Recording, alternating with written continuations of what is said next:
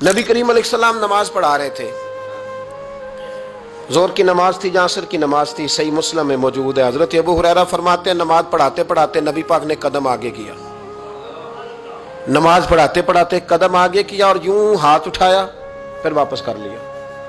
اب نماز پڑھ کے نا تو سلام پھیرا تو صحابہ عرض کرنے لگے یا رسول اللہ صلی اللہ علیہ وسلم وہ نماز میں پیر بھی آگے کیا تو ہاتھ بھی اٹھایا، تو وجہ کیا تھی؟ اب پہلا سوال تو یہ ہے کہ آپ لوگ نماز پڑھ رہے تھے یا حضور کو دیکھ رہے تھے؟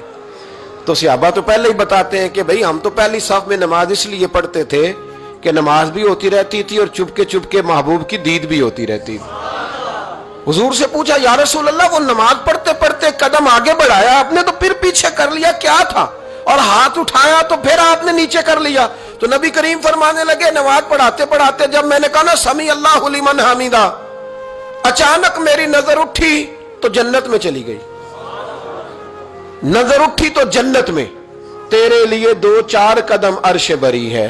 تو محبوب فرماتے ہیں جب میری اوپر نظر گئی نا تو میں نے دیکھا کہ انگوروں کا ایک خوشہ لٹک رہا ہے جنت میں، تو میں نے ہاتھ بڑھایا کہ توڑ لوں۔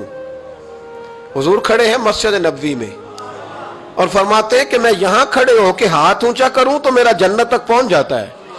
فرمایا میرا ارادہ ہوا کہ وہ خوشہ جنت کا توڑ لوں اور ذرا میں نے پیر آگے بڑھایا ہی تھا تو میرے دل میں خیال آیا کہ جنت راز ہے تو راز ہی رہنی چاہیے، یہ راز کھول گیا تو مزہ نہیں آئے گا، تو میں نے پھر وہ ہاتھ واپس کر لیا۔ صحابہ کہتے ہیں جب نبی کریم نے یہ بیان کیا تو ہمارے چہرے نہ تجسس سے کھیل اٹھے، تجسس سے ہم کوئی بات اور بھی سننا چاہتے تھے۔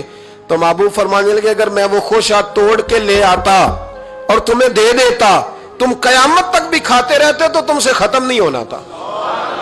یہ صحیح مسلم کی حدیث ہے۔